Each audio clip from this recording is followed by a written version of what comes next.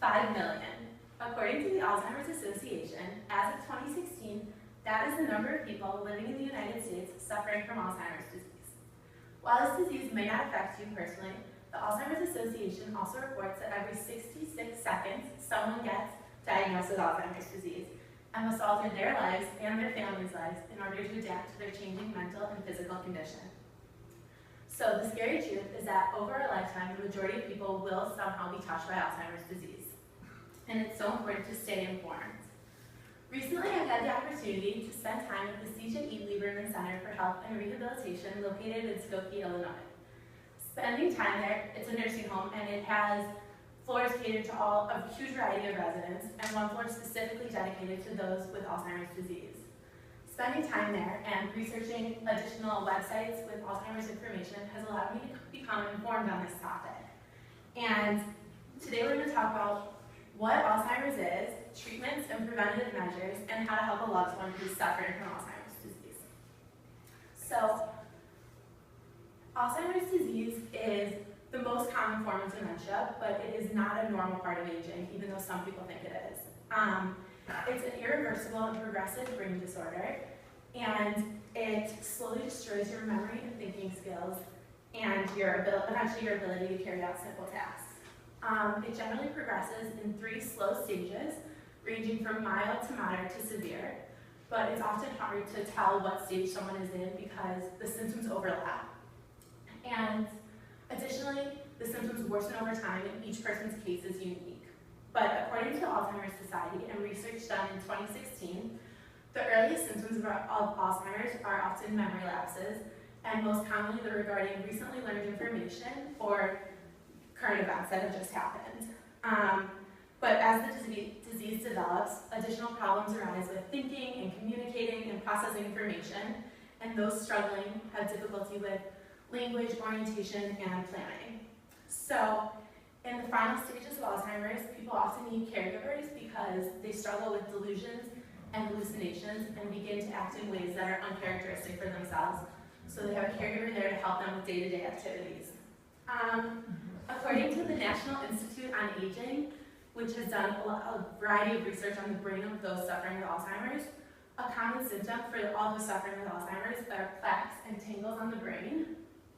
And there's also a loss of nerve connections, which prevent the brain from communicating with the rest of the body and vice versa, and therefore there's cognitive problems resulting. And this government-sponsored website actually also wrote that for the majority of Alzheimer's patients, the brain decay begins up to a decade before the symptoms of Alzheimer's are even present. So it was just interesting because although each person's symptoms and the characteristics that result in them due to their Alzheimer's have a huge range and vary so much, that what's happening on the brain and the evidence there remains consistent for all of them. So even though you're never finished learning about Alzheimer's, there's so much information. Now that we have a grasp on it, we can begin to discuss treatments and preventative measures. So there's been vast improvements in technology and science, and researchers have now been able to identify factors that increase your risk of Alzheimer's. And while some we can't change, like age and heredity, others we can. So the Alzheimer's Association recently identified a risk factor in a gene that's titled EPOE4, and this gene was found to be present and be a factor in 20 to 25% of Alzheimer's cases. So while you can't necessarily affect what genes you have, they've now developed testing so you can find out if you have this gene early and prepare yourself for what's to come. An additional risk factor is head trauma. So by wearing a helmet and wearing your seatbelt, you're already protecting yourself against this disease. And finally, new growing evidence has shown that the risk factors for vascular disease, such as high cholesterol, high blood pressure, and diabetes, may also be risk factors for Alzheimer's. So it's so important to stay healthy and keep your body in good shape so that you can prevent against a variety of diseases.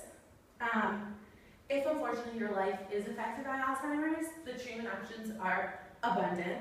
There's no definitive cure for this disease, but there's a variety of medications and science and research going to find a cure. Right now they have medications that can improve so many of the symptoms like memory loss, attention span, language, and your ability to do day-to-day tasks. And every day there's clinical trials occurring that will hopefully one day find a definitive cure for this disease. If your life is touched by Alzheimer's, it's really important to know how to handle yourself and a loved one. So the startling truth is that due to rising statistics, the majority of us will somehow be affected by Alzheimer's disease. And it's so important to know your options and know how to treat a loved one who's suffering. The most important message that was shared for those touched by Alzheimer's is that you're not alone. And every website and all the research I did to get to find information for this presentation shared on their websites hotlines that you can call and educational workshops that are available and additional websites so that you can stay informed and know that there's other people like you.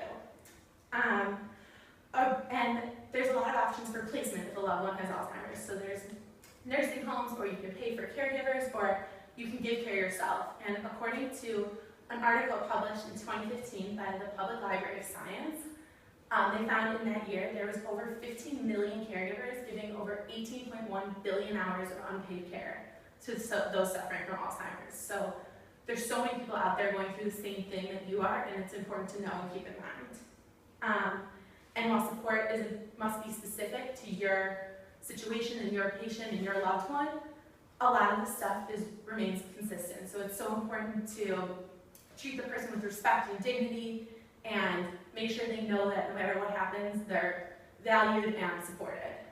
The Alzheimer's Association, as well as other websites, also provide a variety of resources so you know what to expect if a loved one's suffering.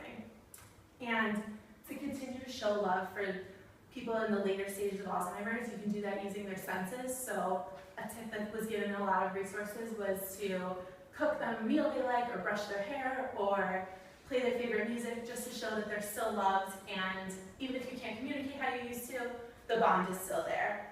And finally, it's so important to take care of yourself. It's a huge burden taking care of someone with Alzheimer's, and to know that you're not alone. There's community resources and a variety of websites that support that. So even though this disease is really hard to learn about, the rising statistics show that at some point we might be affected by it, and it's so important to stay informed. So hopefully this speech was able to give you a little glimpse of what this disease is like, even though it's so vast and so complicated, and knowing what it is and what preventative measures and treatments are available and how to help a loved one is just the first step. It's so important to stay informed on a growing disease, and that's your best weapon in fighting against Alzheimer's, is to remain informed and inform others. So I'm hoping that now that you've learned the basics about it, you'll continue to learn and get involved in the fight against it. Thank you.